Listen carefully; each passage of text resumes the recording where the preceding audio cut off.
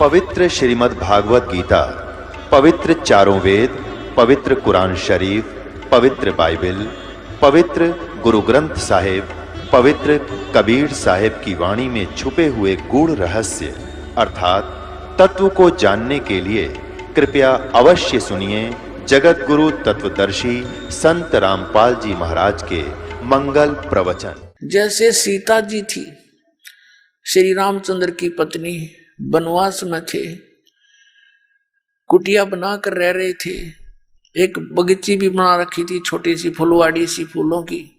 तो उसमें एक ऐसी कोई घटना घटी इनके साथ, वो लंबी कहानी है, या नहीं बताऊंगा। तो उन्होंने एक रेखा खींच दी थी झोंपड़ी के चारों तरफ, और सीता से कह दिया था लक्ष्मण जी ने कि माता, वो बड़ी भाभी थी, उसको माता के तुल डील करता था कि आप जी इस रेखा से बाहर ना जाना, जब तक आप इस रेखा में रहोगी आपको कोई हानि नहीं कर सकता, ना जंगली जानवर कर सकता, ना कोई दानव कर सकता, राक्षस नहीं कर सकता। और वो दोनों भाई फिर मृग के पीछे चले गए थे। एक स्वर्ण मृग दिखाई दिया था, सीता ने कहा था इसको लाओ, किसी तरह लाओ। अब दोनों भाई चले गए उस सीता के कहने से। पीछे से रावण, लंका का राजा, एक साधु वेश बना के वहां आया, सीता को उठाने के उद्देश्य से, अपहरण करने के उद्देश्य से। और जो ही वो निकट गया, उसने कहा कि माई भिक्षा देना। तो सीता ने कहा आ जाओ महाराज, कुटिया के निकट आकर ले जाओ। वो जो ही आगे को बढ़ा, रेखा के निकट आते उसमें से अग्नि की लपट निकली। 10 कदम पीछे रावण भाग कर गिरा और कहा कि तुम साधु संतों के साथ ऐसा व्यवहार करते हो, भिक्षा देनी है तो बाहर आकर दे दे। अब सीता ने अपनी जीव सोच से सोचा था कि फर्क पड़े है, साधु है, अभी दे आती हूँ भिक्षा, अभी आ जाती हूँ वापस। अब वह भिक्षा लेकर बाहर को चली, रेखा पार कर गई, और जो ही भिक्षा डालने लगी उसने बाजू पकड़ ली यहीं से और गेर ली कंधे पे, जा पिटकी 9 लखा बाग में। उसकी जरा सी लगी, क्या फर्क पड़े, और के नाश करा दिया उसने। वो मूर्ख थे तो ये कह कर गए थे इससे बाहर मत जाना, तेरे को हानि हो जाएगी। और फिर कितना नाश कराया, करोड़ों व्यक्ति मारे गए, तब उसको छुटवा के लाए। तो पुण्यात्माओं, ऐसे ये मर्यादाएं हैं। ये लक्ष्मण जैसी रेखा समझ लेना जो मालिक ने बता रखी है।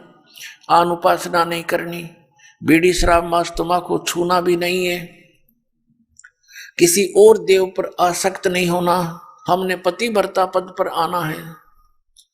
जैसे जो पति भरता पति से राती, आन पुरुष नहीं भावे, बस पीहर में सुरत परितम में, ऐसे ध्यान लगावे। पतिव्रता पत्नी अपने पति के अतिरिक्त किसी भी पुरुष से, वो किसी प्रकार का भी, उसको कोई वस्तु वांछित नहीं होती।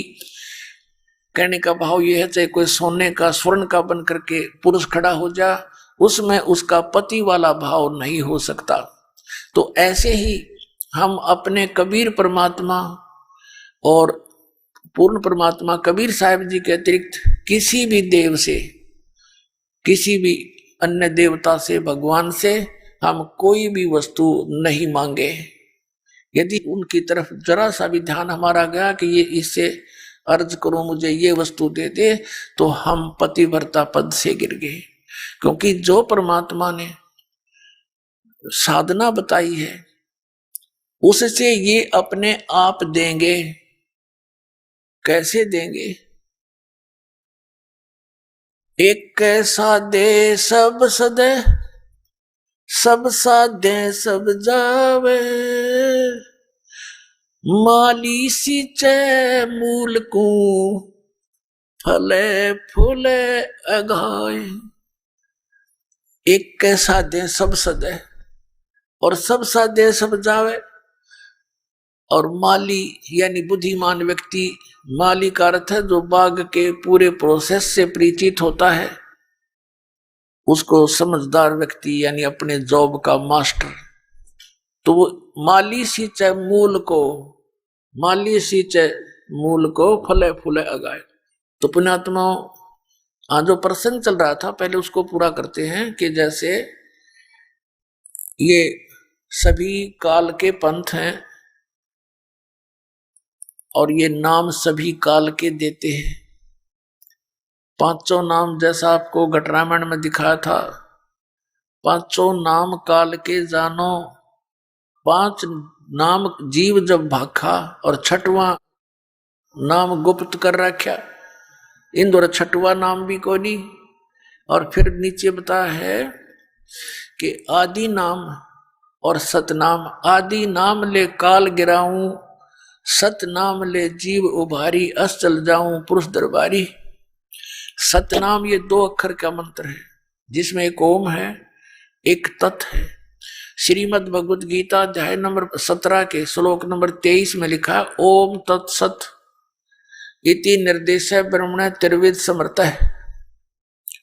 ब्रह्मण माने सच्चिदानंद घन ब्रह्म के पाणी का, एक ओम तत्सत केवल यही मंत्र है, नथिंग एल्स। पूरी श्रीमद् भगवद गीता के अंदर केवल 2 स्थानों पर नाम के विषय में जानकारी है। एक तो 8वें अध्याय के 13वें श्लोक में, वो तो गीता ज्ञानदाता ये ब्रह्म है, श्री कृष्ण जी में बोल रहा है। वो कह रहा है कि ओम इति एकाक्षरम ब्रह्म व्यवहारण माम अनुसमरण ये प्रियाति तजन देहम सयाति परमाम गति। मुझ ब्रह्म का केवल एक ओम मंत्र है, ओम अक्षर, नथिंग एल्स। और जो इसको अंतिम श्वास तक भक्ति करता हुआ शरीर छोड़कर जाता है तो उससे परम गति को प्राप्त होता है। कौन सी परम गति? जो ओम से परम गति हो सकती है। ओम से कौन सी गति होती है? ब्रह्मलोक प्राप्ति होती है। ब्रह्मलोक में गए हुए प्राणी भी वापस आते हैं, 8वें अध्याय के 16वें श्लोक में लिखा है। और गीता ज्ञानदाता 2 अध्याय के 12वें श्लोक में, 4 अध्याय के 5वें और 9वें श्लोक में, 10वें अध्याय के 2 श्लोक में गीता जी में कहता है अर्जुन तेरे और मेरे बहुत जन्म हो चुके हैं, तू नहीं जानता मैं जानता हूं। तो इसी सिद्ध है कि ब्रह्म का मंत्र का जाप करने वाले भी जन्म मृत्यु के दीर्घ रोग में ही ग्रस्त रहते हैं। फिर 17वें अध्याय के 23वें श्लोक में बताया कि वो सच्चिदानंद घन ब्रह्म की साधना। कौन से सच्चिदानंद घन ब्रह्म? 8वें अध्याय के प्रथम मंत्र में अर्जुन ने पूछा कि हे प्रभु, आपने 7वें अध्याय के 29वें श्लोक में जिस तत्ब्रह्म के बारे में कहा है कि उस तत्ब्रह्म को जानकर, सारे अध्यात्म ज्ञान को जानकर और सभी कर्मों से परिचित व्यक्ति केवल जरा और मरण से छूटने का ही प्रयत्न करता है। जरा माने बुढ़ापा और मरण माने मृत्यु। तो 8वें अध्याय के प्रथम श्लोक में पूछा फिर किम तत्ब्रह्म, वो तत्ब्रह्म क्या है, अध्यात्म क्या है और ये कर्म क्या है। 8वें अध्याय के 3 श्लोक में गीता ज्ञानदाता ने कहा वो परम अक्षर ब्रह्म है, वो गीता ज्ञानदाता से अन्य है। और 4 अध्याय के 32 और 34 श्लोक का ये निष्कर्ष है कि बताया है कि जो धार्मिक अनुष्ठानों की जानकारी है वो सच्चिदानंद घन ब्रह्म की वाणी में विस्तार से कही गई है। ब्रह्मणे मुखी शब्द है मूल पाठ के अंदर 4 अध्याय के 32वें श्लोक में। तो मूल पाठ में है ब्रह्मणे मुखे। इन्होंने अनुवाद गलत कर दिया, वहां पर गीता अनुवादकर्ताओं ने वेद की वाणी कर दिया। अरे भले आदमियों, ब्रह्म माने वेद होता है, ब्रह्म माने तो भगवान होता है। जैसे और वेद उसका संविधान है, जैसे राजा और संविधान में जो अंतर है, राजा का अर्थ कोई संविधान करता है तो कितना बुद्धिमान होगा, कति मूर्ख है। तो ब्रह्मणे मुखे माने सच्चिदानंद घन ब्रह्म ने अपने मुख कमल से जो ज्ञान उच्चारण किया वो सूक्ष्म वेद है, जो कबीर परमेश्वर ने अपनी वाणी में बोला और धर्मदास जी ने लिपिबद्ध किया, उसको सूक्ष्म वेद कहते हैं, कबीर वाणी है वो।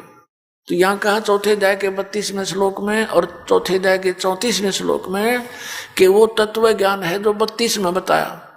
और 4 अध्याय के 34 श्लोक में कहा कि उस तत्व ज्ञान को गीता ज्ञान देता कहता मैं नहीं जानता, उसको तो तत्वदर्शी संतों के पास जाकर समझ, उनको दंडवत प्रणाम करने से।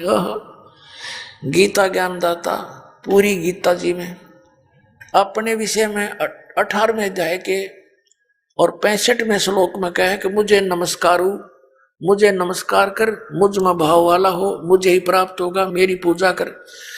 और यहाँ कहता है कि उनको दंडवत प्रणाम कर। केवल तत्वदर्शी संत को ही दंडवत प्रणाम का विधान है।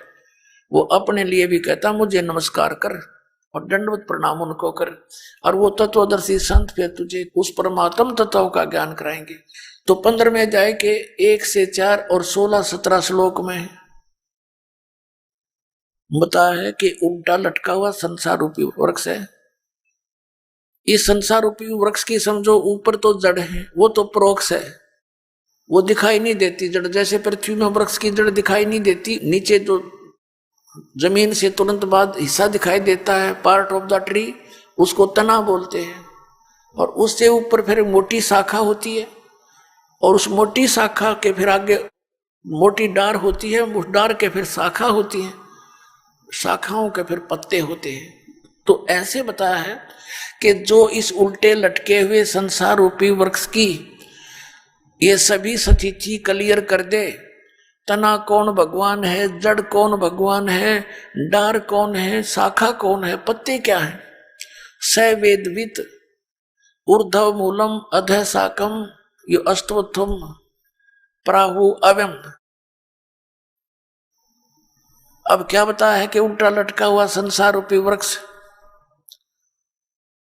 जो ऊपर को जड़ और नीचे को अधः शाखम, ये एक अविनाशी पीपल का वृक्ष जानो।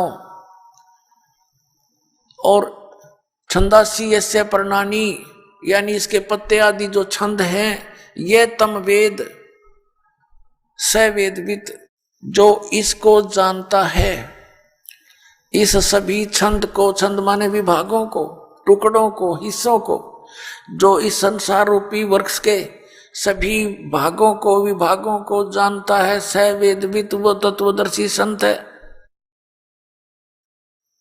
अब ये जानकारी किसने बताई? उस जगत गुरु तत्वदर्शी संत रूप में प्रगट परमेश्वर कबीर देव जी ने आज से 600 वर्ष पहले जो एक संत की भूमिका करने आता है, यथार्थ ज्ञान देने के लिए यहाँ प्रकट होते हैं, जिसके विषय में वेद गवाही देते हैं कि वो परमात्मा ऐसी लीला करता है। वो सतलोक में रहता है, ऊपर सचखंड में साकार है, नर आकार है, राजा के समान देखा जाता है। वहां से गति करके नीचे संसार में आता है, अपनी अच्छी आत्माओं को मिलता है, उनको उपदेश देता है, यथार्थ ज्ञान बताता है। ये उद्देश्य होता है उसका आने का। तो उसी आधार से परमेश्वर सतपुरुष कबीर देव जी, कबीर साहब काशी के अंदर एक दानक की भूमिका की और साथ में तत्वदर्शी संत की भूमिका भी की। और परमात्मा सतपुरुष तो 6 ही थे। तो उन्होंने बताया था अक्षर पुरुष एक पेड़ है, सरपुरुष वाकी डार। अब सीधे शब्दों में समझाए दास आपको, अक्षर पुरुष एक पेड़ है और सरपुरुष वाकी डार, और तीनों देवा शाखा हैं ये पात रूप संसार। उस परमात्मा ने 600 वर्ष पहले बताया था कि उल्टा लटका हुआ संसार रूपी वृक्ष है, इसके ऊपर को जड़ है, वो तो गुप्त है। जो तना दिखाई देता है वो तो समझो अक्षर पुरुष। ये जैसे गीता जी अध्याय नंबर 15 के श्लोक नंबर 16 और 17 में 3 पुरुष हैं, एक सरपुरुष, एक अक्षर पुरुष। इनके विषय में बताया 16वें श्लोक में कि ये दोनों नाशवान हैं। इनके अंतर्गत जितने प्राणी हैं वो भी नाशवान है, जीवात्मा किसी की नहीं मरती। तो ये सरपुरुष है 21 ब्रह्मांड का स्वामी प्रभु, और अक्षर पुरुष है यू 7 संख ब्रह्मांड का प्रभु। और फिर बताया है 17वें श्लोक में 15वें अध्याय के में गीता जी में कि उत्तम पुरुष है तू अन्य, परमात्मा इति उदारत है, ये लोग चरण आविश्य विभर्ति अवे ईश्वर है। ये बताया है कि 15वें अध्याय के गीता जी के 17वें श्लोक में कहा कि जो 16वें श्लोक में जिन 2 पुरुषों के विषय में कहा है उनसे कोई अन्य है, वो उत्तम पुरुष। उत्तम पुरुष माने श्रेष्ठ परमात्मा, जिसको परमात्मा कहा जाता है। और ये लोग चरमावी से विवर्ती, जो तीनों लोकों में प्रवेश करके सबका धारण पोषण करता है, वो है अव्यय ईश्वर, वो अविनाशी परमेश्वर है। अपनात्मा गीता के अध्याय नंबर 8 के श्लोक नंबर 3 में भी यही प्रमाण दिया है कि वो परम अक्षर ब्रह्म है, वो गीता ज्ञान दाता से अन्य है। अब जैसे उल्टा लटका हुआ संसार रूपी वृक्ष है, उसकी मूल तो आदि पुरुष परमेश्वर है, परम अक्षर ब्रह्म है, और अक्षर पुरुष तना है, सरपुरुष उसकी डार है, और तीनों देवा रजगुण ब्रह्मा सतगुण विष्णु तम गुण शिव जी ये शाखा है, आगे पात रूप संसार है। अब परमात्मा ने ये जानकारी स्वयं आकर दी थी, जो दास आज आपको सब सदग्रंथों से मक्खन निकाल निकाल कर अपने बच्चों को खिला रहा है। उनको अब ध्यान से ग्रहण करना बहुत बुद्धिमान मानव है, संकेत को भी समझ लेना चाहिए। छोटे छोटे बच्चे इतने बड़े बड़े कंप्यूटरों को चला लेते हैं, इतनी मोटी मोटी किताबों को 10-10 को याद करते हैं, ये छोटी सी बात। वो जो आप अन्य पढ़ाई पढ़ रहे हो वो भी अच्छी बात है, क्योंकि उसके बिना ये भगवान का ज्ञान समझ में आवे नहीं, लेकिन वो तो पेट तक सीमित है, कल मृत्यु हो जाए वो कुछ काम ना आवे, और ये हमारे सदा काम आओगा। यहाँ भी मृत्यु नहीं होने दे, साथ रहेगा भगवान की भक्ति, तो ये प्रथम होनी चाहिए थी हमारे लिए। ये हमने तो, ये तो कति रद्दी के टोकरे में डाल रखी है, जो 1 नंबर का काम था ये बिना ज्ञान के। अब उस परमात्मा ने बताया है इसमें, एक तो ये कंसेप्ट क्लियर कर दिया कि तत्वदर्शी संत की क्या पहचान है, जो उल्टे लटके हुए संसार रूपी वृक्ष के सभी छंद विभाग बता देगा। सवेदवित, वो वेद के तात्पर्य को सही जानता है, वो तत्वदर्शी संत है। तो वो तत्वदर्शी संत स्वयं परमेश्वर थे, या उसके बाद जो महापुरुष उनके संपर्क में आए, परमात्मा से परिचित हुए, उनको भी यही ज्ञान और नाम प्राप्त हुआ था। वो कौन कौन महापुरुष हैं जो दास के नोटिस में है, नॉलेज में है? आदरणीय धर्मदास साहिब जी, आदरणीय मुल्कदास साहिब जी, आदरणीय दादू साहिब जी, आदरणीय नानक साहिब जी, आदरणीय गरीबदास साहिब जी, गांव छुड़ानी जिला जज्जर हरियाणा वाले, आदरणीय घीसा दास साहिब जी, गांव खेकड़ा जिला मेरठ उत्तर प्रदेश वाले। इनको तो परमात्मा सीधे मिले थे, सचखंड दिखाया था, अपने सतलोक से परिचित कराया। ये वास्तविक नाम उनको दिया कि तुम जाप करो इस मंत्र का, सतनाम का 2 अक्षर के का, और सार नाम भी उनको बताया। लेकिन अभी इसको किसी अन्य को शेष को नहीं देना, नहीं तो नकली पंथों का ये हाथ लग गया तो बात बिगड़ जाएगी। मेरा प्रोमिस है इसके साथ, काल के साथ, के पिछली पीढ़ी में मैं हंस ले जाऊंगा, और बीच में अगर तुमने ये डिस्क्लोज कर दिया तो ये काल के दूत भी यही मंत्र दिया करेंगे। ये अधिकारी है नहीं, इससे कोई लाभ नहीं होना इन प्यारी आत्माओं को। ये भी ये सोचेंगे हमारे गुरुजी भी वही साधना देते हैं। अन अधिकारी से प्राप्त मंत्र का लाभ जाप करने से भी यूजलेस है, कोई लाभ नहीं होगा। जैसे कोई ड्राइविंग लाइसेंस ले लो, एक छोटी सी बात है, ये चालक परिणाम पत्र, ये भी अगर डुप्लीकेट हो ना, जो पकड़ा जाएगा, किसी दिन दुर्घटना हो जा इत्तेफाक से, फिर वहाँ चेक होएगा कि डुप्लीकेट लाइसेंस था, सीधी सजा है, उसकी डबल सजा। तो इसी प्रकार इन नकलियों से डुप्लीकेट लाइसेंस भी अगर बनवा लिया जाए, यानी नाम ले लिया, तो भी अनधिकारी होने से फिर आगे मार पड़ती है इनके ऊपर। तो इसलिए उनको कह दिया था भी ये जिक्र नहीं करना। तो या तो परमात्मा आए थे 600 वर्ष पहले, और या इस दास को अलाउड कर दिया कि इसको सार्वजनिक करो, और ये दास भेज दिया तत्वदर्शी संत बनाकर उस परम पिता कबीर भगवान ने। अब इस दास पर रहम किया परमात्मा ने आपके लिए कि अब खोल दे सारे पिटारे को, खजाना खोल दे मेरे बच्चों के सामने। कल आपने सामने पढ़ा कि सभी पूरी सृष्टि परवानिक हुई, पूरी सृष्टि का मानव इस सतनाम को ग्रहण करेगा, इसके पास कोई विकल्प नजर नहीं आओगा इस ज्ञान के आधार से, और सभी पार होएंगे, सभी सतलोक जाएंगे। इसलिए इंतजार किया, आए हैं सो जाएंगे राजा रंग फकीर, एक सिंहासन चढ़ चले एक जूड़े जा जंजीर। जो भक्ति सत नहीं करते हैं तो डुप्लीकेट संतों के पास करते हैं, वो तो बुरी दुर्गति होकर मरेंगे। और आप जी ऐसे जाओगे जब मृत्यु होगी, आपको नहीं पता मर गए, आपके साथ सभी भगत दिखाई देंगे, एक स्वप्न सा होगा, और जहाज में बैठ कर जा रहे होगे, और सतलोक में जाकर आपको पता लगेगा हम यहाँ आ गए। क्योंकि परमात्मा वो काल के सब दावों को समझता है कि इनको यदि थोड़ी सी भी मृत्यु के समय अपने घर की परिवार की याद रहेगी तो उल्टा जन्म लेना पड़ेगा। ये विधान है यहाँ का, जहाँ आशा तां बासा हुई।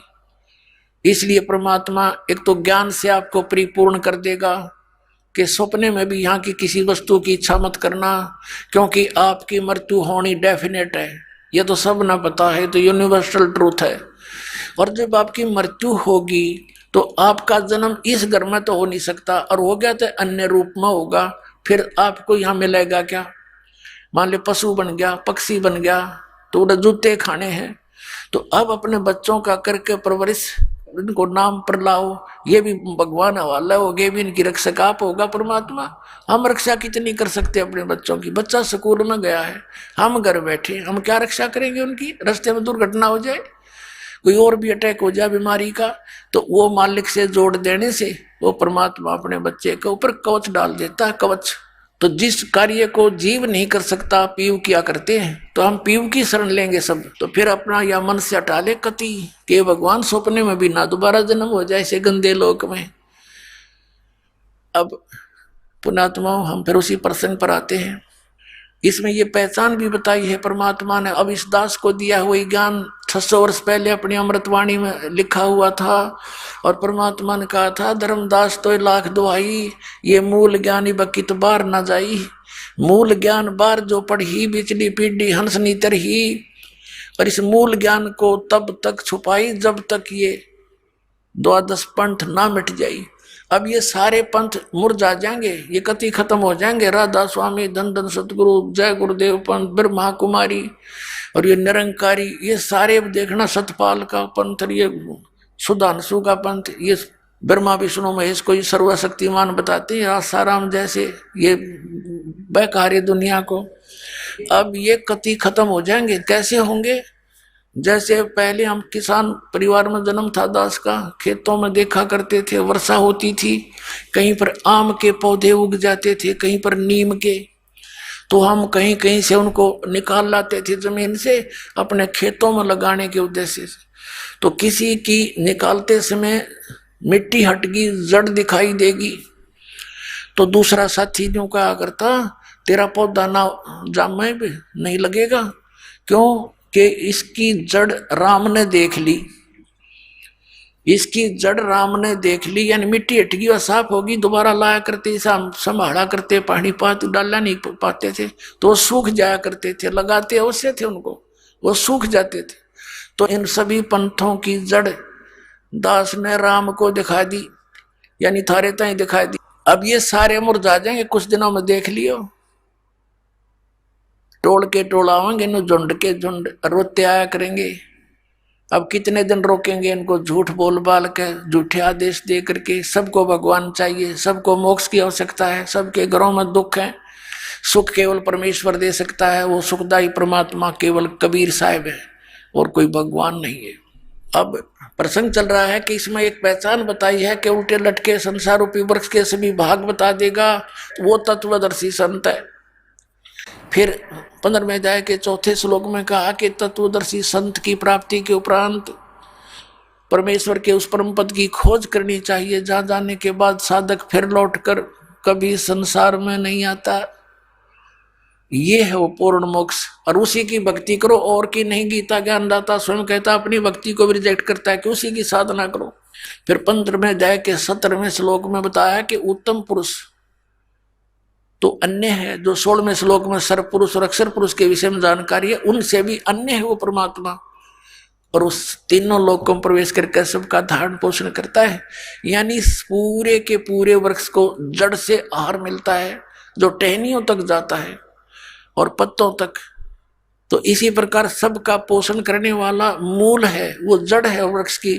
तो मूल परमात्मा सतपुरुष है, वो कबीर देव है। उस कबीर परमेश्वर से ही सब पूरे ब्रह्मांडों को आहार मिलता है, उसी से ये सब अपनी कर्म वर्क डन सभी वहीं से मिलता है, और सभी का वो एकमात्र दाता है। अब प्रसंग चल रहा है कि 8वें अध्याय के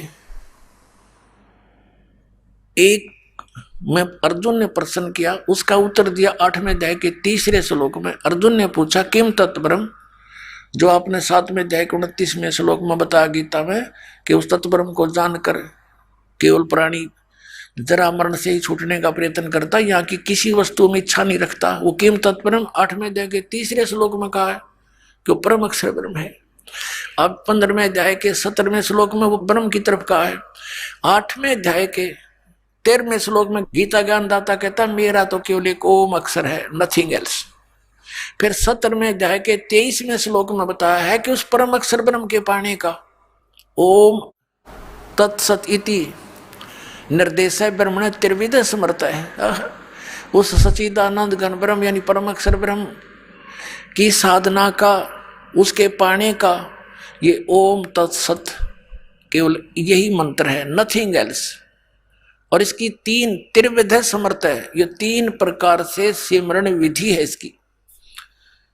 और इस दास के अतिरिक्त 21 ब्रह्मांड में इस नाम से परिचित नहीं है कोई प्राणी। तो कितने संत पड़े फिरते नकली, इनके पास खक नहीं है, ये समाज के जीवन नाशक है।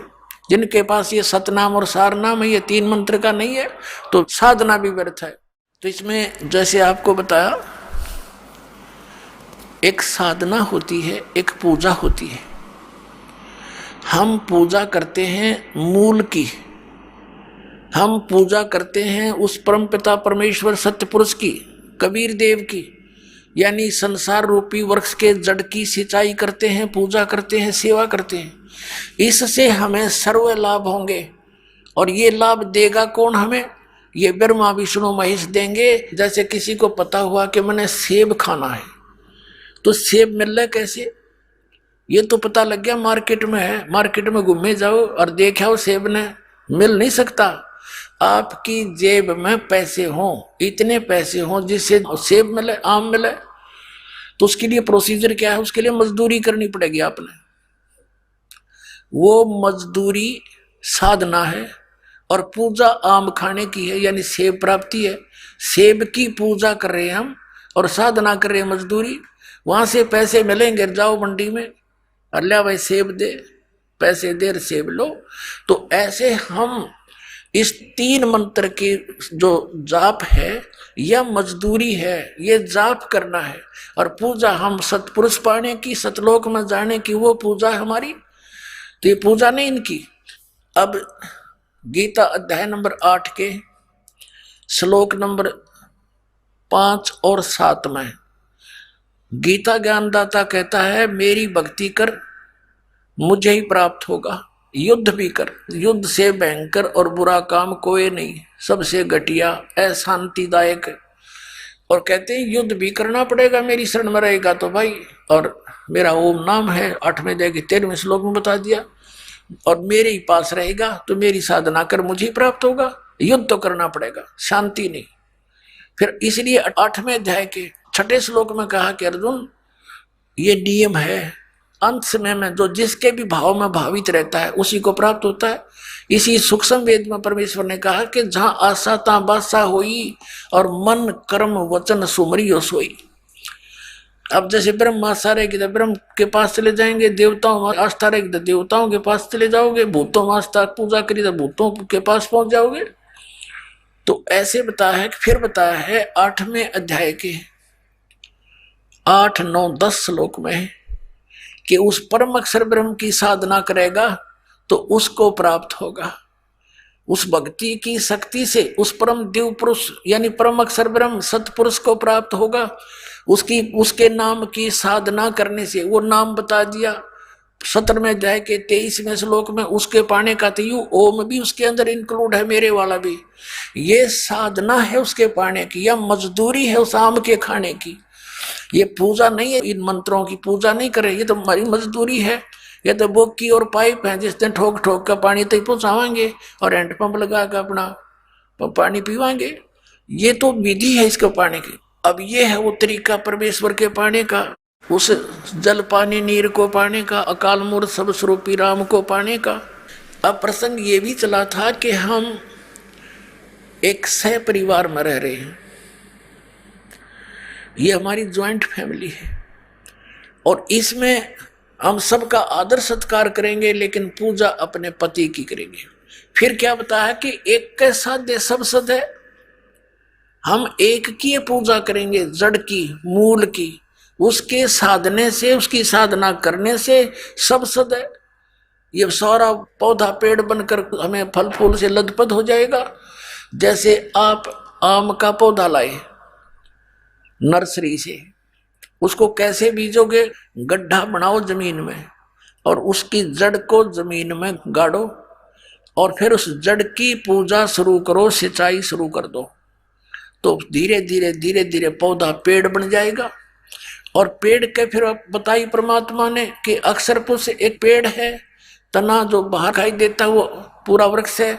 अक्षर पुरुष एक पेड़ है, निरंजन वा की डार यानी सर पुरुष वा की डार, और तीनों देवा शाखा हैं ये पांच रूप संसार। ये देखिएगा गीता जी अध्याय नंबर 15 का श्लोक नंबर 1 से 4 और 16 17 का एक निर्णायक ज्ञान है जो इस चित्र से आसानी से समझ में आएगा, आपको आसानी से समझ में आएगा आपके। अब देखिएगा ये है पूरा संसार रूपी वृक्ष, और ये जो जमीन से बाहर दिखाई देता है ये समझो आपने पेड़ दिखाई दे रहा है, तो अक्षर पुरुष ये परब्रह्म कहलाता है। ये तो समझो तना है, और ये सरपुरुष वा की डार ज्योति निरंजन जिसे कहते हैं, सरपुरुष वा की डार, और तीनों देवा शाखा हैं। ओए होए, ये तीनों देवा शाखा हैं, ये पांच रूप संसार है, रजगुण ब्रह्मा सतगुण विष्णु तम गुण शिव जी। तो ये शाखा है संसार रूपी वृक्ष की, और ये पांच रूप संसार हम यहाँ पर आगे हैं इससे। और ये मूल कौन है? ये परम अक्षर ब्रह्म है, ये पूर्ण ब्रह्म है, सतपुरुष है, परम अक्षर ब्रह्म है, ये कबीर देव है, कबीर साहब है। अब यहां देखिएगा इसके, ये परम अक्षर ब्रह्म है, पूर्ण ब्रह्म, इसको परमेश्वर कहो, परम अक्षर ब्रह्म कहो। ये जड़ पूरे संसार का मूल है जिससे सबको आहार प्राप्त होता है। और ये नीचे तीनों गुण रूपी रजगुण ब्रह्मा सतगुण विष्णु तम गुण शिव जी रूपी ये शाखा है। अब यहाँ परमात्मा ने अपनी अमृतवाणी में कहा था, कबीर अक्षर पुरुष एक पेड़ है, निरंजन वा की डार, सरपुरुष निरंजन कहो, सरपुरुष कहो, और तीनों देवा शाखा हैं भाई पाते रूप संसारी। अपने आत्मा हमने एक कैसा दे सब सदे सब साध्य सब जावे, शास्त्र विधि त्याग का मनमानी पूजाएं शुरू कर दी हमने, ब्रह्मा विष्णु महेश की साधना शुरू कर दी। कोई ज्यादा से ज्यादा मुश्किल से ब्रह्म की साधना तक पहुंचते हैं, अभी तक ये ऋषि मैं ऋषि। तो ये सारी शास्त्र विरुद्ध साधना इनकम्प्लीट साधनाएं थी, जिस कारण से इनका मोक्ष नहीं हुआ, इनको प्रभु प्राप्ति हुई नहीं, फल प्राप्ति हुई नहीं, इनके जीवन नष्ट हो गए। तो क्या किया इन्होंने? जैसे हमने पौधा कैसे बीजना चाहिए देखिएगा, हमने पौधे को गड्ढा बना के और ऐसे बीजना था, और फिर इसकी पूजा करनी थी, जड़ की पूजा करनी थी। हम पानी डाल रहे हैं इसमें, तो ये सारा जड़ से मूल से आहार पूरा तना में, ये अक्षर पुरुष में, अक्षर पुरुष से डार ज्योति निरंजन सरपुरुष में, ब्रह्म में, और ब्रह्म से यानी सरपुरुष से फिर तीनों शाखाओं में रजगुण ब्रह्मा सतगुण विष्णु तम गुण शिव जी में। और फिर यहाँ इन टहनियों का फल लगने थे। अब हमने क्या कर दिया, टहनियों का फल लगे देखकर इन की पूजा शुरू कर दी। ये देखिएगा हमने ऐसी पूजाएं शुरू कर रखी हैं। ये है शास्त्र विधि त्याग कर मनमाना आचरण, उल्टा बीजा हुआ पौधा। तो परमात्मा कहते हैं एक कैसा दे सब सदे, सब साधे सब जावे, माली सींचे मूल को, फले फूले गोय। हम ऐसे कर रहे हैं, ब्रह्मा विष्णु महेश की पूजा करते हैं। परमात्मा ने कहा था तीन देव की जो करते भक्ति, उनकी कदे ना होवे मुक्ति। गुण तीनों की भक्ति में ये भूल पड़ो संसार, कहे कबीर निज नाम बिना कैसे उतरो पार। अब परमात्मा ने यही कहा था, और दास भी यही प्रार्थना करता है। कई भक्त कहते हैं, जो प्रथम बार हमारे भक्तों से सुनते हैं तो एकदम नाराज हो जाते हैं कि तुम्हारे गुरुजी तो ब्रह्मा विष्णु महेश की साधना छुड़वाते हैं, हम नहीं सुनते उनकी बातों को, हमें बड़ा ठेस पहुंचता है। भले पुरुषों, पूरा ज्ञान सुनो, अच्छा लगे तो ग्रहण करो। एक एक सेंटेंस सुन लेने से पूरा कंप्लीट ज्ञान नहीं होता। तो इस प्रकार दास क्या कहता है कि तुम इस ब्रह्मा विष्णु महेश की पूजा करते हो, टहनियों की पूजा कर रहे हो, जिस कारण से आपका भक्ति रूपी पौधा सूख गया, कोई लाभ आपको प्राप्त नहीं होता। ये दास क्या कहता है, किसी को छोड़ना नहीं। ब्रह्मा विष्णु महेश को हम छोड़ नहीं सकते, क्योंकि ये संसार रूपी वृक्ष की वो शाखा है जिनका फल लगेंगे। अब क्या बताया है गीता जी अध्याय नंबर 3 के और श्लोक नंबर 10 से लेकर 15 तक स्पष्ट किया है कि इन देवताओं को तुम शास्त्र अनुकूल साधना करके इनको बढ़ाओ और यज्ञ धार्मिक अनुष्ठान करो। और यज्ञ से बढ़े हुए, यज्ञ माने शास्त्र अनुकूल साधना, भक्ति कर्म, धार्मिक अनुष्ठान शास्त्र अनुकूल करने से और मूल परमात्मा को इष्ट मानकर पूजा करने से फिर ये देवता तुम्हें बिना मांगे फल देंगे। अब जैसे हम शास्त्र अनुकूल साधना करेंगे और पूर्ण परमात्मा जो सारे संसार का मूल है उसकी पूजा करेंगे, उसको इष्ट रूप में पूजेंगे, तो उससे ही सारे कर्म शास्त्र अनुकूल भक्ति कर्म बनकर ब्रह्मा विष्णु महेश्वर के पास आएंगे। ये तो क्लर्क समझो हमारे यहाँ के परमात्मा के, और ये हमें फिर आगे फल देंगे। जितनी जिसकी वर्क डन है, कमाई है, सारा कुछ कमाई जोड़ जाड़ के सारे मेहनत, सारे तनख्वाह पूरे महीने की क्लर्क कैशियर के पास आ जाती है और जाकर सब वहाँ कैशियर से लेते हैं। लेकिन वो मेहनत उसने जहाँ कर रखी है उतनी हाजिरी मिलेंगी, उतनी तनख्वाह मिलेगी। वो कैशियर उसमें घटा बढ़ा नहीं सकता, एक नया पैसा भी कम नहीं कर सकता आपका। तो ये स्थिति है ब्रह्मा विष्णु महेश की। तुम लागे कैशियर की पूजा करने, और वो जहाँ मेहनत करनी थी वह नौकरी छोड़ दी जहाँ से वो तनख्वाह बन का हुई थी। अब देखना श्रीमद् भगवत गीता, इसके जयदयाल गोविंद का अनुवादक है, गीता प्रेस गोरखपुर से प्रकाशित है। इसके अध्याय नंबर 3 के श्लोक नंबर 10। अब इसके अध्याय नंबर 3 देखिएगा, इसमें क्या बताया है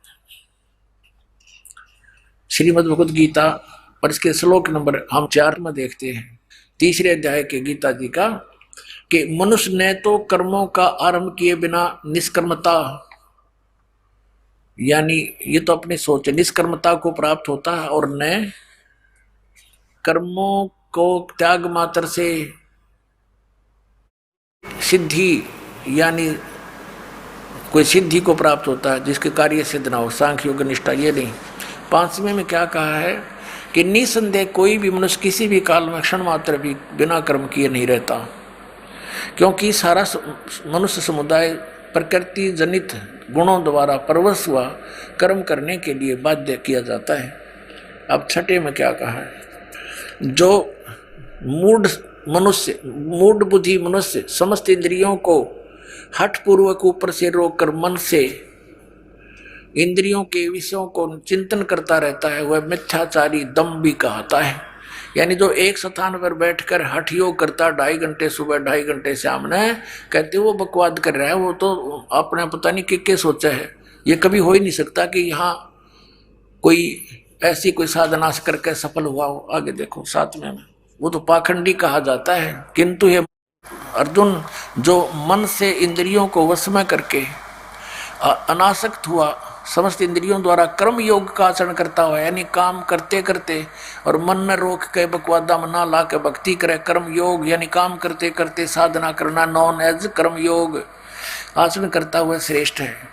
8वें में कहा है कि तू शास्त्र विहित सदग्रंथों में लिखे हुए भक्ति कर्म कर्तव्य कर्म कर, क्योंकि कर्म न करने की अपेक्षा कर्म करना, यानी हठ योग एक जगह बैठकर समाधिस्थ होने की अपेक्षा कर्म करना, यानी काम करते करते साधना करना श्रेष्ठ है।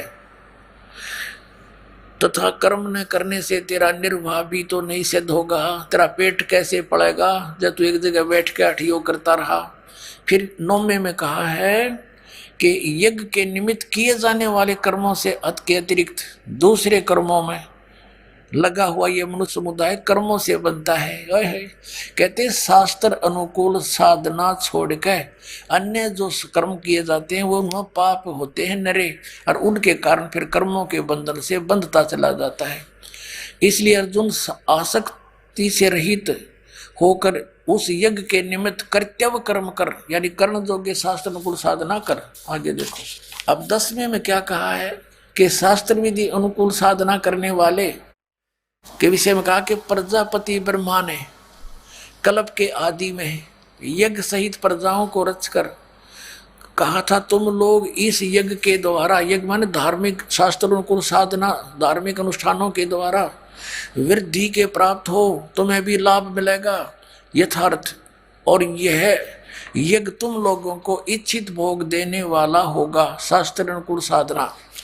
11वें में कहा है कि इस यज्ञ के द्वारा देवताओं को उन्नत करो और वो देवता तुम लोगों को उन्नत करें। इस प्रकार निस्वार्थ भाव से एक दूसरे को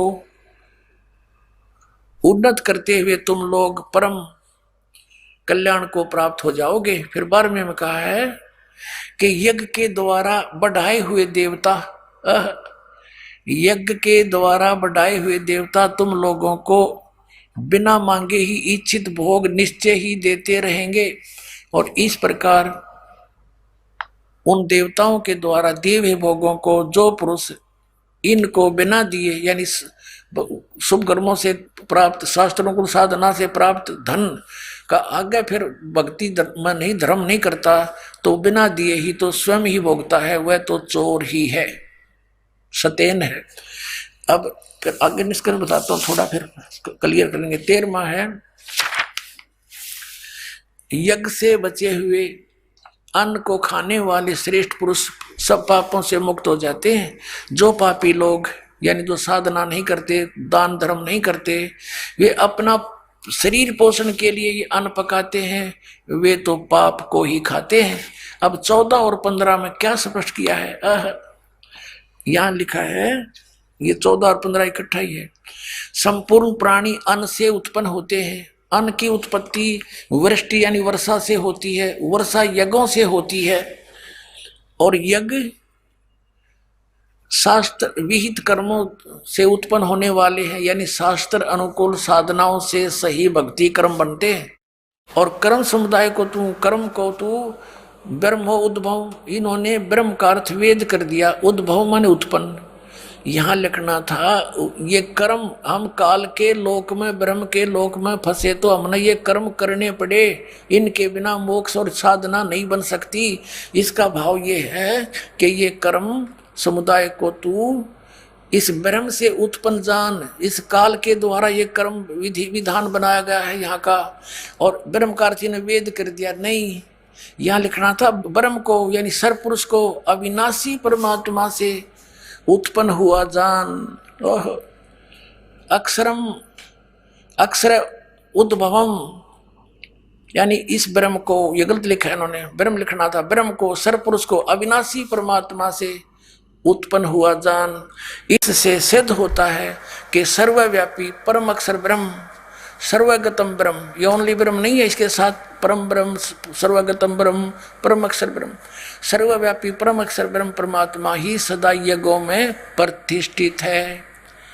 सभी यज्ञों में वो परम अक्षर ब्रह्म ही इष्ट रूप में पूज्य है, सबका वही प्रतिष्ठित है, पूज्य है।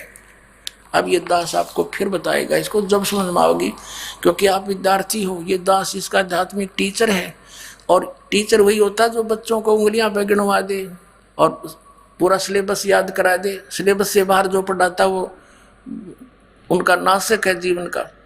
अब आपने देखा कि संसार रूपी वृक्ष की हम जड़ की पूजा करेंगे तो बड़े होगा पेड़, बड़ा होकर टहनिया का फल लगेंगे तीनों देवताओं के, रजगुण ब्रह्मा, सतगुण विष्णु, तम गुण शिव जी के। अब इसमें क्या बताया है 3 अध्याय में 10वें 11वें श्लोक में कि तुम शास्त्र अनुकूल साधना करो जिससे तुम्हें बहुत लाभ मिलेगा। आइए अब हम उन श्रद्धालुओं के अनुभव जानते हैं जो जगत गुरु तत्वदर्शी संत रामपाल जी महाराज जी से दीक्षा प्राप्त कर चुके हैं तथा उनके द्वारा बताए गए भक्ति मार्ग पर चल रहे हैं। सर नमस्कार, नमस्कार सर। सर क्या नाम है आपका? जागेंद्र सिंह जी। जागेंद्र जी, कहाँ से आए आप? मैं जिला रामपुर उत्तर प्रदेश से आया हूँ जी। संत रामपाल जी महाराज से नाम दीक्षा लेने से पहले आप क्या भक्ति साधना करते थे? मैं सर जी जो है राधा स्वामी मत में था। मैं 2006 से 2014 तक राधा स्वामी मत में रहा और वहाँ की साधना करी, जिसमें मेरे मम्मी पापा भी जुड़े हुए थे। तो उनके देखा देखी वो मुझे बुला के ले जाते थे सत्संग के लिए, मैं जाता रहा। आपने राधा स्वामी पंथ में किस संत से नाम उपदेश ले रखा था? जो मौजूदा गुरु हैं, इस टाइम व्यास गद्दी पे बैठे हुए हैं, गुरविंदर सिंह जी, इनसे नाम दीक्षा ली थी। तो सर आपने जो संत गुरविंदर सिंह जी से नाम दीक्षा ले रखी थी, तो उन्होंने नाम दीक्षा देते समय क्या आपको कोई प्रमाण भी दिखाया था जो भक्ति साधना आपको दी जा रही है वो शास्त्रों के अनुसार है? नहीं, ये कोई प्रमाण नहीं दिखाया, बस उन्होंने नियम बताए थे। पर्ची कटती थी वहाँ पे, तो आपने शराब कब से नहीं पी है, नशा कब से नहीं किया है, आप कोई चोरी ठगी तो नहीं करते थे। लेकिन यही बातें बताई, उन्होंने पूछी थी, वो हमने जो है उसमें झूठ बोला, लेकिन हम नशा करते थे। लेकिन उन्होंने इस बारे में और कुछ हमसे ज़्यादा जानकारी नहीं ली। हमारी झूठ बोल कर पर्ची कट गई, हमने नाम दीक्षा मिल गई। तो सर क्या संत गुरविंदर सिंह जी से नाम दीक्षा लेने के बाद आपका जो नशा था क्या वो छूट गया? बाद में जो है हमारा नशा फिर भी नहीं छूटा वहाँ से, क्योंकि हम तम्बाकू और गुटखे का सेवन करते थे। तो शराब तो हम पहले भी नहीं पीते थे, लेकिन तम्बाकू और गुटखा जो हम खाते थे वो हमारा नहीं छूटा। हम सेवा में भी जाते थे, तब भी हमारा जो तम्बाकू गुटखा जो है वहाँ पर छोड़ दिया 2-4 दिन के लिए। लेकिन वहाँ से निकलने के बाद में स्टेशन पर आए या जो सेवा में से निकले या सत्संग में से निकले, फिर उसे इस्तेमाल करना शुरू कर देते थे जी। तो सर आपने राधा स्वामी पंथ में रहकर इतने साल से भक्ति की है, आप वहाँ पर सेक्रेटरी के पद पे नियुक्त थे, तो सर आपको क्या लगता है कि जो साधना, जो भक्ति विधि संत गुरविंदर सिंह जी दे रहे हैं और जो आज आपने संत रामपाल जी महाराज जी से नाम दीक्षा ली है, तो सर आपको दोनों साधनाओं में क्या भिन्नता नजर आती है? जो पहले राधा स्वामी मत में जो साधना है गुरविंदर सिंह जी बताते थे, और वो साधना एक तरह से एक लाइन ले ली उन्होंने किसी भी संत की, उस वाणी को बोला पाठी ने। वो सत्संग रीडर या गुरविंदर जी महाराज जो अगर सत्संग करते थे तो उस पर आधा घंटा या 15-20 मिनट उसी वाणी पे अपनी तरीके से बताते रहते थे कि इसमें ये बोला है, इसमें ये बोला है, उसमें ये बोला है। लेकिन वो जो है एक वाणी का बस एक ही अर्थ होता है, एक लाइन का, वो शॉर्टकट में भी बता सकते थे, लेकिन जो है वो मेरी समझ में नहीं आया। तो सर आपने इतने सालों से राधा स्वामी पंथ में रहकर भक्ति की है, तो आपको संत रामपाल जी महाराज जी के बारे में कैसे पता लगा? ये संत रामपाल जी महाराज के एक शिष्य हमारे पास आए जिनका नाम सुखराम जी है। तो उन्होंने आकर हमें जो है बोले, आप जो है बहुत नेक व्यक्ति और भक्त आत्मा लगते हो हमें, आप ये ज्ञान गंगा पुस्तक है, आप इसे पढ़ के देखें। मैंने कहा इसमें क्या चीज़ है जी? तो वो बोले कि ना आप इसको पढ़ के देखिए, आप जब इसको पढ़ोगे तब आपको इसकी जानकारी मिलेगी। मैंने वो पुस्तक उनसे ले ली सर, और मैंने उस पुस्तक को 2-3 दिन के लिए खोल के देखा, तो उसमें राधा स्वामी वाले काल के दूत हैं, और निरंकारी वाले काल के दूत हैं, और जी जय गुरुदेव वाले काल के दूत हैं, धनकार वाले काल के दूत हैं, उसमें ये लिखा हुआ था। फिर मैं पुस्तक नहीं पढ़ पाया, फिर मेरे अंदर काल प्रवेश कर गया ये समझ के चलो। तो फिर मैंने वो पुस्तक उनकी वापस कर दी। लेकिन वापस करने के बाद में जिस दिन मैंने वापस करी तो उनके मोबाइल पे एक दूसरे डॉक्टर गंगाराम थे, तो उनके मोबाइल पे संत रामपाल जी महाराज का प्रवचन चल रहा था, सत्संग चल रहा था। तो सत्संग जो है हमने जब उनके सुना, गुरु जी की वाणी, जब संत रामपाल जी महाराज जी की वाणी सुनी, तो वो हमें एक अट्रैक्शन हुआ।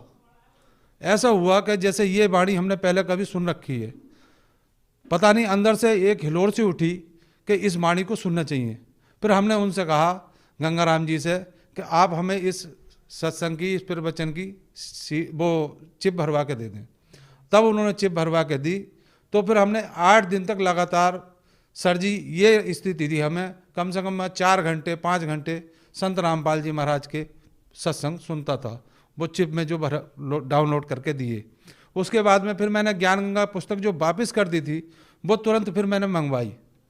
फिर उसे मैंने गीता से और गुरु ग्रंथ साहब जो थे हमारे गांव में उनसे मैंने मिलान किया, तो वो मुझे प्रमाण सही लगा। फिर मैंने कहा ये तो जो है सही बात है और ये कह रहे थे, तो इसका मतलब तो ये कुछ ना कुछ इसमें रहस्य छुपा हुआ। तब मैंने जो है वो किताब मंगवा के और फिर मैंने एक दृढ़ निश्चय किया कि मैं संत रामपाल जी महाराज से नाम दीक्षा लूँगा। लेकिन भगत जी, संत रामपाल जी महाराज जी से दीक्षा लेने से पहले ही मैंने जैसे तम्बाकू और गुटखे का सेवन करता था, तो हमारी घरवाली पत्नी बोली कि आप इनसे नाम दीक्षा लेने जा रहे हो संत रामपाल जी महाराज से, ये तो कहते हैं कि अगर आपको 1 रुपये का भी लाभ या एक तरह का आध्यात्मिक लाभ नहीं प्राप्त होगा जब तक आप जो है इस गुटखे को, तम्बाकू को या शराब को, कोई भी झूठ नशा किसी तरह का भी जो है व्यसन करते हो, ये छोड़ना पड़ेगा आपको। तो आप तो गुटखे का और तम्बाकू का सेवन करते हैं। तो मैंने कहा हाँ, बात तो सही है, तो फिर आप नाम दीक्षा लेकर क्या करोगे वहाँ पे? मैंने कहा जब ही हाथ जोड़ के, अगर संत रामपाल जी महाराज में अगर ऐसी कोई शक्ति है, परम शक्ति है वहाँ पे, तो मैंने जो है हाथ जोड़ के कहा कि मेरा ये तम्बाकू और गुटखा लो। आज के बाद में मैंने तम्बाकू, हमारा नौकर था तो वो उसे सुहास को हमने नौकर को दे दिया, उसने वो तम्बाकू की पुड़िया ले ली। उस दिन का वो दिन है। उसके 8 दिन बाद हम जो है नाम दीक्षा लेने के लिए गए, लेकिन उस दिन से ही हमारा तम्बाकू और गुटखा छूट गया। उसके बाद में 10 सितंबर को हम संत रामपाल जी महाराज के आश्रम बरवाला में गए और वहाँ पे हमने जो है जाके वहाँ का माहौल देखा। फिर उसके बाद में भी हमारे अंदर जो है मैं आ गई। हमने सोचा कि ये तो इससे तो बढ़िया हमारा राज स्वामी वालों का आश्रम है, काफ़ी बड़ा है, काफ़ी जंगल में फैला हुआ है, कई 100 एकड़ में फैला हुआ है ब्यास में आश्रम, यहाँ तो छोटा सा है। लेकिन हमने सोचा इससे तो हम वहीं पे रहेंगे, क्योंकि हमारी पत्नी भी गई थी, वो भी राज स्वामी से जुड़ी हुई थी। उसके साथ में हमारे साथ में एक रामपाल मास साहब और उनकी पत्नी वो भी गए थे, वो भी राज स्वामी मत से जुड़े हुए थे। लेकिन उसके बाद में हुआ क्या, हमारे दिमाग में थोड़ा सा विचार ही चल रहा था, तो एक शंका समाधान लिखा हुआ था वहाँ पे। तो शंका समाधान में जब हम प्रवेश करा हमने, वहाँ पे जो है संत रामपाल जी के भाई महेंद्र दास जी बैठे हुए थे।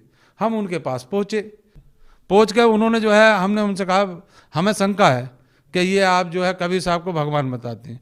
तो फिर उन्होंने गुरु ग्रंथ साहब और जो कबीर साहब की वाणी, वो कबीर ग्रंथ, आधा घंटा उन्होंने मुझे समय दिया महेंद्र दास जी ने, और उन्होंने मुझे समझाया। जब समझाया तो मुझे जो है ज्ञान समझ में आया। तो फिर हमारी पत्नी मिली, बोली क्या करना है? तो मैंने कि भाई आप चाहे कुछ भी करो, मुझे गुरु दीक्षा लेनी है यहीं संत रामपाल जी महाराज से। तो तभी मैंने फार्म भरवा के संत रामपाल जी महाराज जी से नाम दीक्षा प्राप्त करी। सर, संत रामपाल जी महाराज जी का ज्ञान आपने सुना, उनके सत्संग सुने, उनकी पुस्तकें पढ़ी और उनसे आप काफ़ी प्रभावित हुए। तो सर, जब आप संत रामपाल जी महाराज जी के आश्रम में जाते हैं तो सर क्या आपको भी कोई लाभ मिलता है जिस प्रकार से संत रामपाल जी महाराज जी के अनुयायी दावा करते हैं? सर जी, लाभ भी प्राप्त हुए, जो कि मुझे आर्थिक लाभ भी हुए और शारीरिक लाभ भी हुए और मेरे पारिवारिक लाभ भी हुए। मेरे सबसे पहले जो है मुझे एक दिक्कत थी, जो 20-30 किलोमीटर मोटरसाइकिल चलाता था मैं, तो मेरे शरीर पीछे रीढ़ की हड्डी के पीछे तो सुन्नी सी पैदा हो जाती थी। जब मैं उतरता था तो काफ़ी समय तक मुझे मालिश करनी पड़ती थी, तब जो है मुझे तो आराम मिलता था, रिलीफ मिलता था। लेकिन संत रामपाल जी महाराज की मैंने जो है 2 महीने ही भक्ति करी थी, उससे वो मेरी परेशानी दूर हो गई। एक परेशानी और थी जो मेरी कुछ समय तक चली भी, नजले वाली, जो मुझे बचपन से ही था, जिसकी वजह से मेरे बाल एकदम सफ़ेद हो गए। अभी कोई मेरी इतनी एज नहीं है सर, मगर जो है फिर नजले की वजह से मैंने जो है फिर जब परमात्मा संत रामपाल जी महाराज के मंत्रों का जाप करा, तो आज वो नजले की प्रॉब्लम मुझे 2-3 साल से नहीं हुई है सर जी। उसके बाद में मुझे आर्थिक लाभ, मैं आरा मशीन का, लकड़ी का मेरा व्यवसाय है, नंबर 2 में मशीन चलती थी मेरी। लेकिन जो है संत रामपाल जी महाराज जी के शरण में जाने के बाद में 1 साल बाद ही मेरी मशीन वो बंद हो गई। जब बंद हो गई तो फिर मैंने संत रामपाल जी महाराज जी से प्रार्थना लगाई। प्रार्थना लगाने के बाद में लाइसेंस लेकर 20-25 लाख रुपए का लाइसेंस मिल गया था, तो मेरे पास इतना वजूद नहीं था। लेकिन जो है मैंने जब प्रार्थना लगाई तो गुरु जी का, संत रामपाल जी महाराज जी का आदेश आया कि बेटा भक्ति करो, मर्यादा में रहकर, परमात्मा दया करेंगे। तो अब मेरी आरा मशीन लाइसेंस समेत चालू हो गई। परमात्मा ने कैसे दया करी ये तो कबीर परमात्मा और संत रामपाल जी महाराज ही जान सकते हैं। और उसके बाद में मेरा एक भाई था, उसे लीवर, किडनी सब फेल बता दिए थे उसे। मैंने उसे नाम दीक्षा दिलवाई। नाम दीक्षा दिलवाने के बाद में फिर भी उसे थोड़ा सा रिलीफ मिला तो उसने नाम फिर खंड कर लिया। फिर उसने मेरठ भर्ती कराया, मेरठ में बिल्कुल फेल कर दिया उसे। बोले ऑल इंडिया ले जाओ। ऑल इंडिया ले जाने के लिए हमारे पास हम 7-8 लाख रुपए खर्च कर चुके थे, लेकिन हमारे पास पैसे नहीं थे। उसके बाद में मैंने कहा आप आ जाओ। मुरादाबाद में भटावली में सेंटर पर मैंने उनका नाम शुद्ध कराया, परमात्मा संत रामपाल जी महाराज से प्रार्थना लगा के, और शुद्ध कराने के बाद में मैंने 4 दिन उन्हें मंत्रों का जाप कराया। 4 दिन में सर जी आप विश्वास नहीं कर पाओगे, उन्होंने बगड़ की रोटी से, जो चावल की रोटी होती है उसे बगड़ की रोटी बोलते हैं हमारे यहाँ, उसकी रोटी 2 रोटियाँ उन्होंने जो है चौथे दिन खाई, और उसके बाद में 1 हफ्ते में बिल्कुल चलन फिरने लगे थे वो। एक मेरा बेटा भी है, तो उस बेटे को जो है एक दफ़े प्रॉब्लम हुई। मैंने उससे कहा बेटा जो है नाम दीक्षा ले लो गुरु जी से, परमात्मा आए हुए हैं संत रामपाल जी महाराज, आप नाम दीक्षा लो। तो उन्होंने नहीं मानी, लेकिन उन्हें जब एक परेशानी हुई अचानक से, तो उन्हें भी डॉक्टर ने बता दिया कि आपकी जो है दवाई ये 1 साल लगभग चलेगी। लेकिन मैंने जो है उनकी नाम दीक्षा दिलवाने के बाद में, जब 8 दिन बाद, उनकी दवाई 8 दिन भी नहीं चली। संत रामपाल जी महाराज के ज्ञान में और मंत्रों में इतनी शक्ति है, कबीर परमात्मा में, कि ये कर्म के योग को भी काट देता है। सर आपने संत रामपाल जी महाराज जी से 2014 में नाम दीक्षा ली, और आज आपको लगभग 9-10 साल हो गए हैं और आपको इतने सारे अद्भुत लाभ मिले हैं। तो सर हम आपसे ये जानना चाहेंगे कि जो लोग आज भी राधा स्वामी पंथ में हैं और वो भी काफ़ी सालों से भक्ति कर रहे हैं और उनको कोई लाभ नहीं मिल रहा, तो आप उन लोगों को क्या संदेश देना चाहेंगे? मैं उन सभी भक्तात्माओं से प्रार्थना करना चाहूँगा कि वो संत रामपाल जी महाराज का ज्ञान समझें। एक दफ़े वो खोलना ही नहीं चाहते किताब को, ज्ञान को समझना ही नहीं चाहते। मिलान करेंगे तो मैं ये मानता हूँ कि आज के दौर में संत रामपाल जी महाराज स्वयं कबीर परमात्मा के रूप में आए हुए हैं। अगर जो आप आँख खोल लेंगे वो अपना जीवन सफल बना कर यहाँ से मोक्ष को प्राप्त करेंगे, अन्यथा जो है 84 लाख योनियों में भटकते रहेंगे। मेरी सबसे यही प्रार्थना है कि आप संत रामपाल जी महाराज का एक बार ज्ञान सुने, पुस्तक पढ़ें, सत्संग देखें, संत रामपाल जी महाराज जी से दीक्षा प्राप्त करके अपना कल्याण कराएं। सर जब हम अपने आज के समाज में देखते हैं तो आज की जो युवा पीढ़ी है, या फिर यूँ कहें कि आज का जो समाज है वो नशे में काफ़ी लिप्त है, तो सर आप उन लोगों को क्या संदेश देना चाहेंगे? जो युवा वर्ग नशे में और अन्य व्यसनों में और अन्य जो है कुरीतियों में फंसा हुआ है, वो अगर संत रामपाल जी महाराज जी के प्रवचन सुनेंगे और उनके ज्ञान को समझेंगे तो वो सब इन कुरीतियों से दूर हो जाएंगे, क्योंकि संत रामपाल जी महाराज स्वयं कबीर परमात्मा के रूप में आए हैं। जो कहते हैं, जो अन्य संत कहते हैं कि ये इस कर्म के फल भोगने पड़ेंगे, उन्हें उससे तो लाभ मिलना नहीं जो साधना कर रहे हैं। लेकिन संत रामपाल जी महाराज जी की जो साधना करेंगे बताए अनुसार, तो उनको वो कर्म जो है सब कट जाएंगे उनके, और उनके इधर की तरफ को ध्यान नहीं जाएगा। उनकी सद्भक्ति ऐसे ही विदेश को भी, यही देश को विदेश बना देंगे। तो सर अगर कोई व्यक्ति संत रामपाल जी महाराज जी से नाम दीक्षा लेना चाहता है तो वो कैसे ले सकता है? संत रामपाल जी महाराज जी से नाम दीक्षा कई तरीके से ली जा सकती है, बहुत आसान है सर जी। एक तो यूट्यूब, फेसबुक और जो है अन्य सत्संग चैनलों पर सत्संग आते हैं, और पुस्तकों पर जो है नंबर लिखे हुए होते हैं, उस नंबरों पर कांटेक्ट करके अपने करीबी नामदान केंद्र का पता करके नाम दीक्षा प्राप्त कर सकते हैं। सर बहुत बहुत धन्यवाद। सत्साई।